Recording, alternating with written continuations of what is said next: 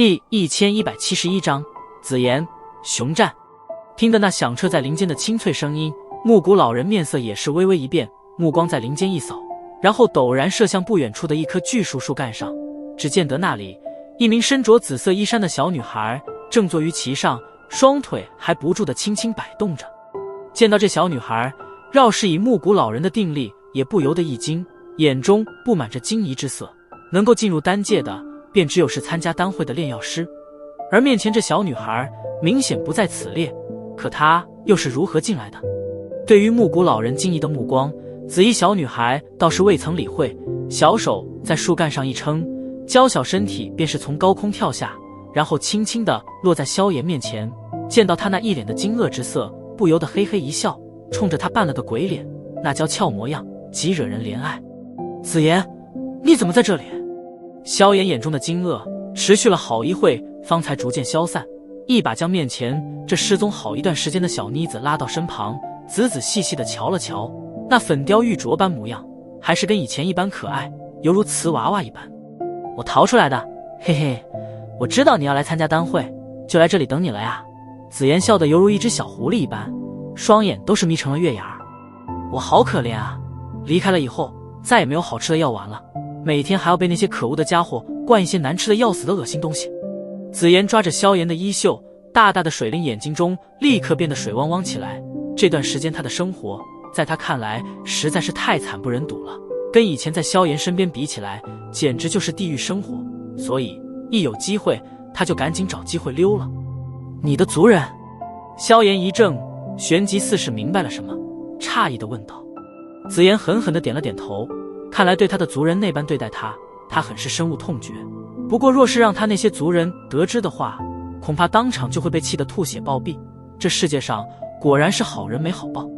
萧炎无奈地摇了摇头，对于紫妍的性子他倒是了解，什么事在其嘴中都会放大许多倍，因此他这话也不能怎么相信。至于灌的什么东西，至少现在看这妮子是相当的生龙活虎，比起当年离开时无疑是要好上许多倍。哎，聊完没啊，小姑奶奶，这家伙可不好对付啊。在两人谈话间，那体型壮硕的大汉有些不耐地回过头，望着两人道：大个子，你不要急啊，去打他，将他收拾了，你的任务就差不多结束了。紫妍撇了撇小嘴，然后指着不远处一脸阴沉的木谷老人，脆生生的道。闻言，那大汉以及木谷老人的脸庞都是忍不住的抽了抽。你倒是看得起我，我能阻下他已经很不错了，若非是因为我体质缘故，我可打不过他。大汉无奈的道，看来对于紫妍将这种任务派发给他，显得相当的无语。这位朋友是？萧炎看了看两人，笑了笑，抱拳客气的问道。他叫熊战，我叫他大个子，是这万药山脉的老大，嘿嘿，这里的天材地宝全归他管。紫妍嘿嘿笑道，水灵眼中闪过一抹禅意。听得紫妍的话，那名为熊战的大汉顿时忍不住的打了个寒战。他又想起那些被紫妍当零食吃掉的珍稀药材了，这小家伙完全就是一个糟蹋宝贝的主。老大，萧炎心头微惊，这样来说，那这熊战岂不是宋清等人口中的那头绝世凶兽了？这位朋友闯进此山实属无意，若是有冒犯之处，老夫在此与你说声抱歉。不过此人却是我必须擒拿的目标，还望不要插手。不远处的木谷老人终于是面色阴沉的开口说道。那熊战虽说等级或许不如他，但战斗力却是极度惊人，鹿死谁手都是未知之数。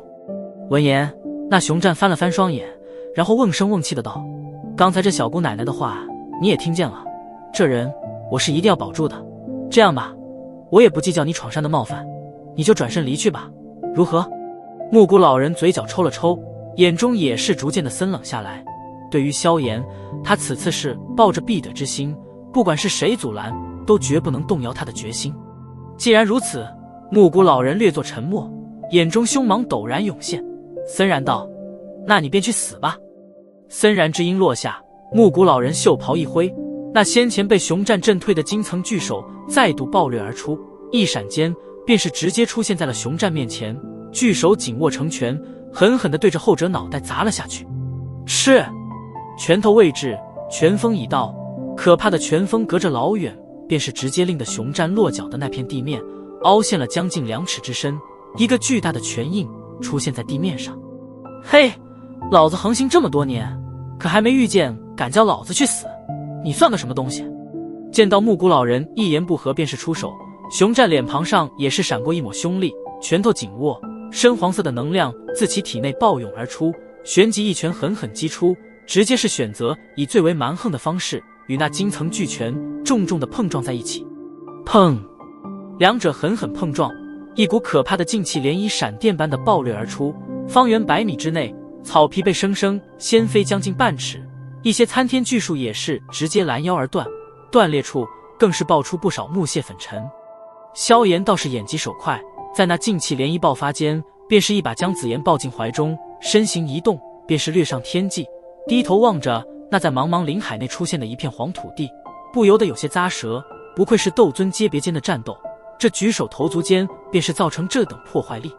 尘埃弥漫的森林中，熊战脚步噔噔地退后了2步，每一次脚掌的落下都会引起大地的震动，如此2次后，方才彻底稳下身形，旋即猛然抬头，目光异常炽热地望着对面的木谷老人，喝道：好，过瘾，再来。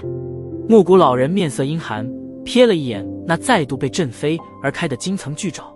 只见得其上的裂缝越发的密集。这熊战实力真强，哪里是宋清所说的半只脚踏入斗尊？看这模样，他恐怕早就是进入斗尊阶别了，不然的话，不可能与木谷老人正面对抗，都是未曾落太多下风。望着下方的战况，萧炎眼中也是不由得闪过一抹惊讶，低声道：大个子几年前就彻底进入斗尊了。萧炎怀中的紫妍插嘴道：还好没听宋清那家伙的煽动，半只脚踏入斗尊和彻底进入斗尊，那可是2种完全不同的概念，以他们先前的那些阵容，去了也只是找死的。闻言，萧炎也不由得暗自咂舌，那宋清果然不靠谱。